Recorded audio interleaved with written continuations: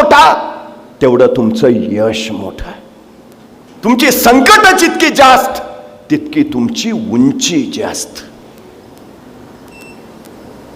रस्त्यावरच्या विजेच्या खांबाखाली बसून शिकणारे भीमराव आंबेडकर अमेरिकेच्या कोलंबिया विद्यापीठात गेले. अमेरिकेचे राष्ट्राध्यक्ष बराक ओबामा त्याच आंबेडकरांना आपले गुरु मानतात. आणि ज्या कोलंबिया विद्यापीठात डॉक्टर बाबासाहेब आंबेडकर शिकले त्याच कोलंबिया विद्यापीठाच्या प्रवेशद्वारावर आज त्यांचा पुतळा उभा केलाय आणि त्याच्या खाली लिहिलाय symbol of knowledge doctor B.R. Ambedkar. मला अभ्यासाला खोली नाही, माझ्या खोलीत दिवा नाही, मग मी अभ्यास कसा करू असे डॉक्टर बाबासाहेब आंबेडकर म्हणाले नाहीत. रस्त्यावरच्या विजेच्या खांबाखाली बसले पण शिकले. लाल बहादूर शास्त्री गंगेच्या या काठावर त्यांचं घर, गंगेच्या त्या काठावर शाळा, नावेतून जावं लागायचं. जाण्यासाठी एके दिवशी काठावरून किनाऱ्यावर उभा राहिले. नौका येत होत्या जात होत्या, सगळ्या नौका गेल्या. आता शेवटची नाव राहिली तरी लाल बहादूर उभाच होते.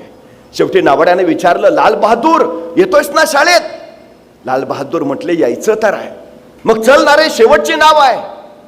हो पण तुम्हाला द्यायला पैसे नाहीयेत माझ्याकडं.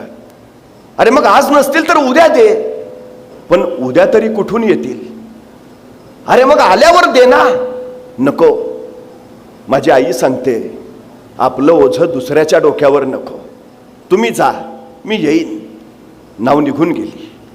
लाल बहादूर शास्त्रीने अंगावरचे कपडे काढले, कपड्यात स्वतःची वह्या पुस्तकं गुंडाळली, त्याचा मुंडासं करून डोक्याला बांधलं आणि सरळ गंगेत उडी घेतली. झपाचं पोहत पलीकडच्या काठावर पोहोचले. काठावर पोहोचून परत कपडे परिधान केले, वह्या पुस्तकं घेतले आणि वर्गात जाऊन बसले. परिस्थितीशी लढणारे ते लाल बहादूर शास्त्री या देशाचे पंतप्रधान झाले.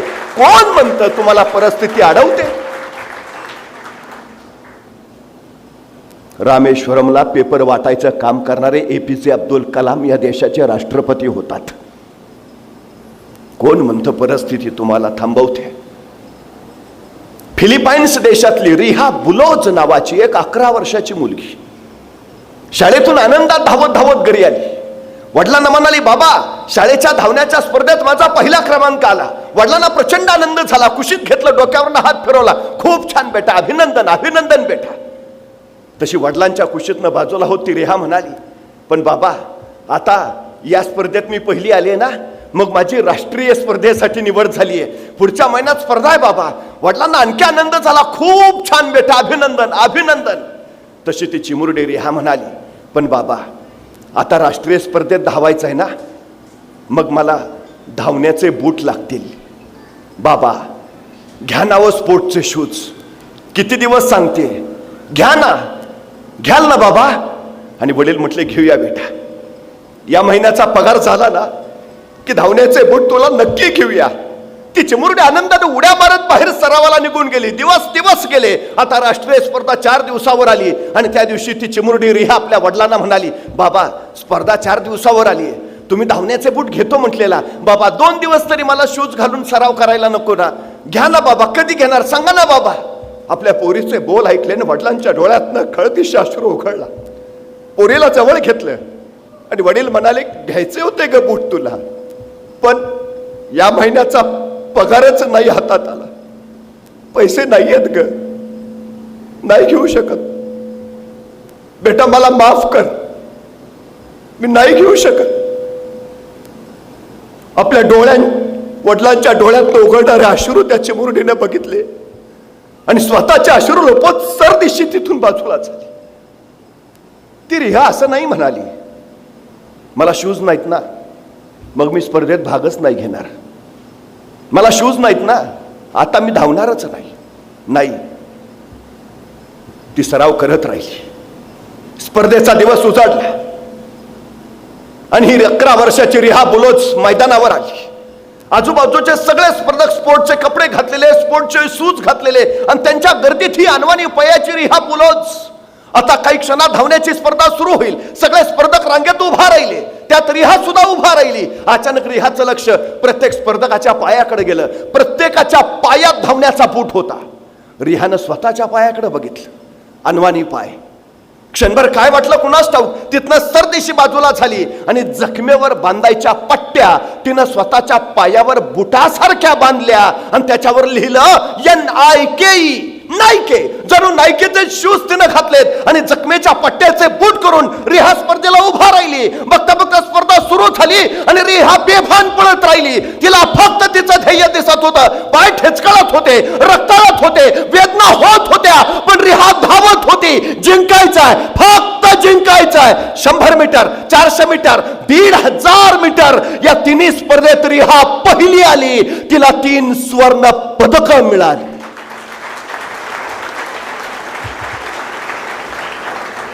ती चिमुरडी रिहा सांगते, परफॉर्मन्स बुटात नसतो, परफॉर्मन्स डोक्यात असतो.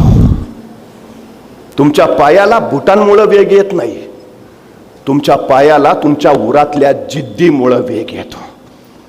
तुम्ही तुमच्या मुलांच्या हृदयात काय तीव्रतेनं त्याचं ध्येय पेरता त्याच्यावर त्याची जिद्द ठरते. साधनं असू दे अगर नसू दे, मला जिंकायचं आहे ही भावना त्याला ध्येयापर्यंत पोहोचवते.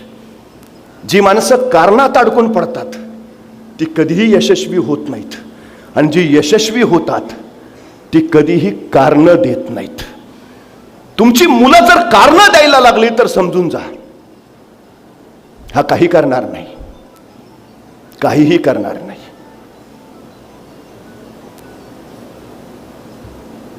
असंख्य माणसं आहेत ज्यांनी शून्यातनं विश्व उभा केलाय. शिवाजी महाराजांकडे काय होतं? सैन्य होतं, संपत्ती होती, साधनं होती? काही नाही, काही नाही. तरी महाराजांनी शून्यातनं राज्य उभा केलं. म्हणजे हाताशी काही नसताना महाराज शून्यातनं राज्य उभा करतात. आमची पोरं किती भाग्यवान आहेत. काय नाही असं नाहीच आहे त्यांच्याकडं, तरी त्यांच्या हातून काही घडत नाही. प्रश्न आहे ना मोठा. मला कायम वाटतं, मला हे मिळालं नाही, माझ्या मुलाला मिळालं पाहिजे. आम्ही आयुष्य सायकलवर काढलं, माझा मुलगा गाडीवरनच फिरला पाहिजे. लहानपणी खूप वाटायचं एखादा लेसचा शूज आपल्याला असावा, त्या काळी जमलं नाही, पण आता पोराच्या पायात कायम मला तो शोच पाहायचा आहे. आम्ही आमची स्वप्न मुलांमध्ये पाहतो, पण या सगळ्यांमध्ये त्याच्या संघर्षाचे दिवस मात्र आपसूक काढून घेतो. ज्याला संघर्षाची सवय नाही तो संकट आल्यावर टिकेल कसा? लढू द्या त्याला, संकटांशी भिडू द्या, परिस्थितीशी झगडू द्या, त्याशिवाय माणूस घडत नाही, हे पहिलं लक्षात घ्या. जितका सावलीत ठेवाल तितका त्याला उन्हाचा त्रास होईल. तुमची सावली आयुष्यभर नाही, ज्यावेळी तुमची सावली निघून जाईल त्यावेळी तो काय करेल? आम्ही कधीतरी या गोष्टीचा विचार केला पाहिजे.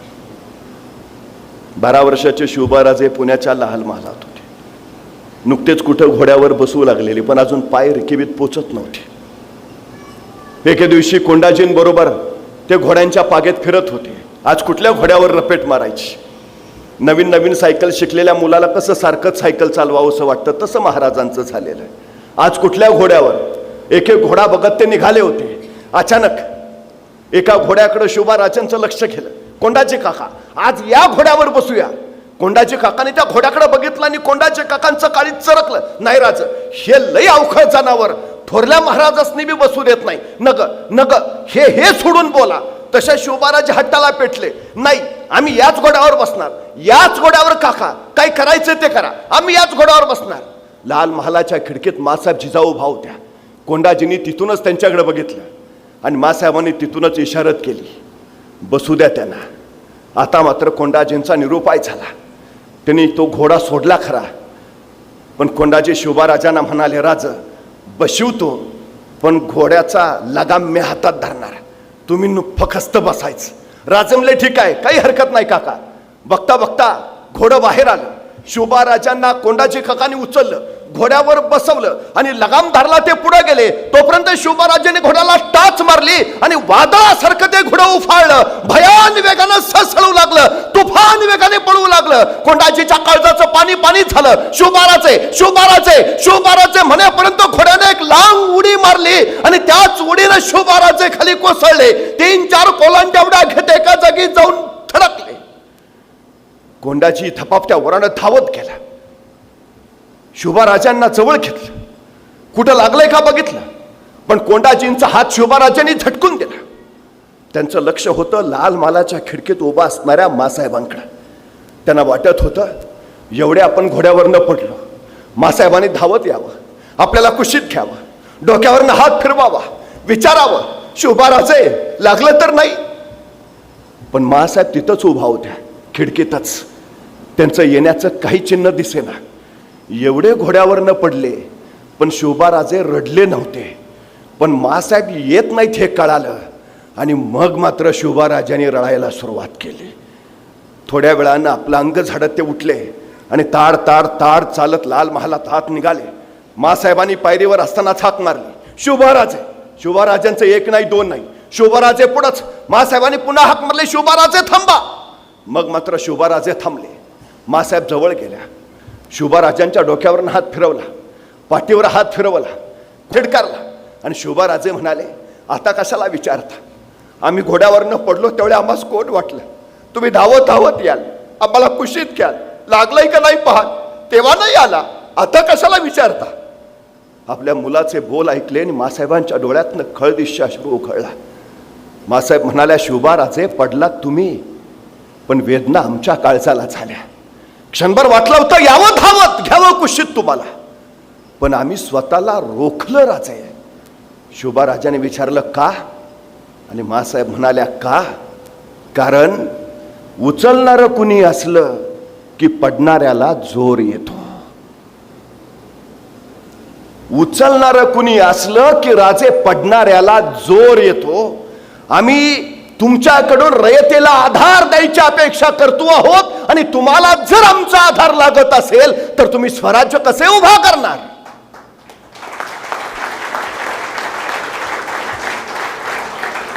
ज्या माणसाला इतरांचा आधार लागतो तो माणूस इतरांना आधार कधीच देऊ शकत नाही. आम्ही तुमच्यात ते स्वयंपूर्ण राजे पाहतो आहोत, जे असंख्यांच्या डोईवर सुखाचं छत्र ठेवतील आणि असंख्यांचा आधार बनतील. लढू दिलं पाहिजे, पडू दिलं पाहिजे, मुलांना वादळांशी झुंजू दिलं पाहिजे, संकटांशी खेळू दिलं पाहिजे. तेव्हा तेव्हाच तर घडतील. लागू द्या ना, खर्चोटू द्या, रक्त येऊ द्या, वेदना होऊ द्या, कळू द्या, तेव्हा तेव्हाच तर ती घडतील.